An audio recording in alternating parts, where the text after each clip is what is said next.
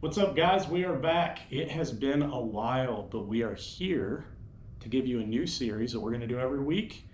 It is going to be the ultimate rod for all of your favorite fishing presentations. And today we're going to start with one of my favorite presentations, the Bladed Jig Rod. So the way this is going to work, we are going to have 3 options for you every week on all of these different presentations. There will be our favorite rod under $150 price point, under $300 price point, and I don't care what it costs, just give me the best rod. That will be the 3 categories. It will follow that same pattern every week. We're going to try to get you your best bang for your buck, or just the best out there. Whatever you prefer, whatever fits your budget, we're going to have the answers for you. And yeah, I'm excited to get started here. So before I start listing off these rods, a couple of things to keep in mind. These are our favorite options for bladed jig rods. They are no means an exhaustive list. You may have something completely different, and it is important to keep in mind that if you're fishing Central Florida around heavy grass and catching big fish, you may think all of these rods are terrible options, and that may be true. But by and large, these are good options for bladed jig fishing in most environments across the country. And if you don't agree with these, feel free to tell us how stupid we are in the comments. I promise we've got thick skin, we can handle it, we'll talk about it, and we'll have fun with it. So, without further ado, let's get started. So, under $150. This is a tough one for a couple of reasons. My preference is to find a bladed jig rod that has quite a bit, I don't want to call it a parabolic bend, but it needs to have some flex to it for me. I want to keep them pinned when I hook these fish, and a glass rod really loads up well. But in the under $150 price point range, you run into one problem, and that's that these rods get really mushy. If you try to get a glass rod at that price point, they don't have a lot of feel to them. So what we have selected for that is a Dobyns Fury FR733C. It is a 7'3", medium heavy, fast action. What I like about this rod, it has a good tip to it. The rod will load very well. It's going to launch a bait very well. When a fish bites it, it will load up. Not like a glass rod, but it'll load up nicely.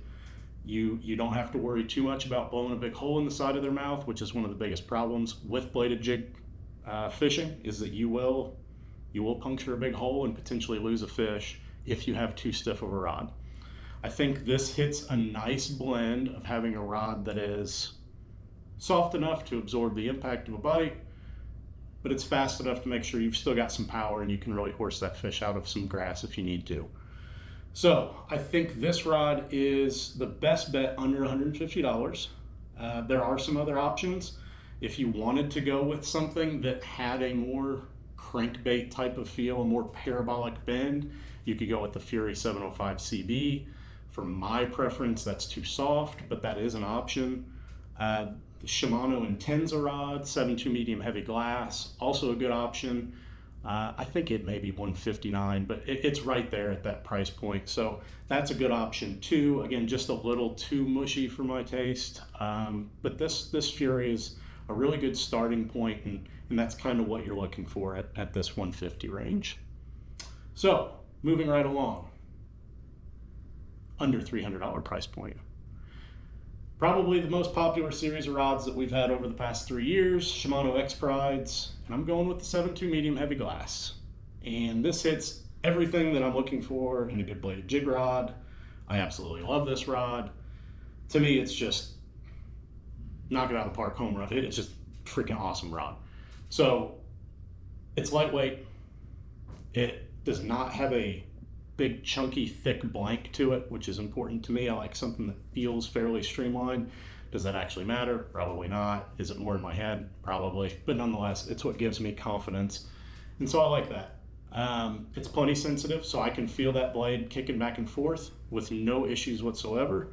It also just loads incredibly well. When a fish bites this, a bait that's attached to the end of this rod, I mean, it is everything that you want when it comes to a fish loading up on a bladed jig. I mean, pop it out of the grass and just wait for a 5-pounder to latch onto it. Anyway, that's got a soft tip, flexes far down into the rod, but it does have a defined backbone point. So if you are around some heavier cover, it will, you will have some turning power on a fish. The best thing I can say about this rod, I don't miss a lot of fish and I don't lose a lot of fish. And trust me, I'm good at losing them. So if that, to me, that checks two of the major points. Third major point would be casting distance. Rod loads up extremely well, can cast at a mile. It's just a fantastic overall rod. I'm throwing a lot of Z-Man Minimaxes, jackhammers, all the usual suspects get used on this rod. And to me, perfect, phenomenal option. I also like, if we're talking honorable mention, I like the Brent Ayler Daiwa Tatua Elite rod, the 7.4 medium heavy glass. It is on the chunkier side. It's not my favorite, but I do really like it. And it's actually under $200, so it's substantially cheaper than this rod. But that would be one that I would give honorable mention to. And then I would have to mention, and I'm sure I'll get killed in the comments for this, but I have to mention the Dobyns Champion XP 736 CB glass, which is probably, well, not probably, it is, I'm sure, the best-selling bladed jig rod on the market, and at least it is for us.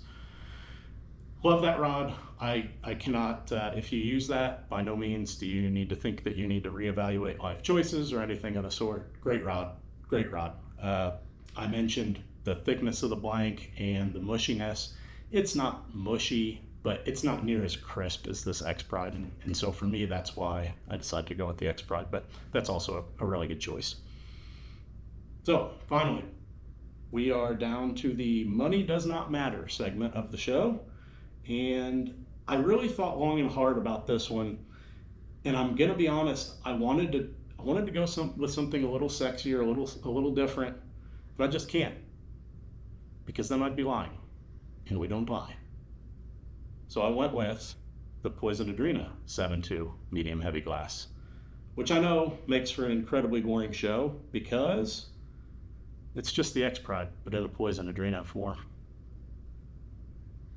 And so everything I just said about the Poison Adrena, or the X-Pride, applies to the Poison Adrena. Really crisp feel, loads up incredibly well. I love this carbon monocoque handle.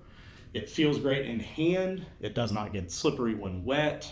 And for those of you that do not like the sight of dirty cork, it never gets dirty and it looks brand new years down the line. So I'm a huge fan of all of those things. Most importantly, the performance. And I just don't lose many fish with this rod. I get a lot of bites on it. They get pinned, they stay pinned. I have plenty of power.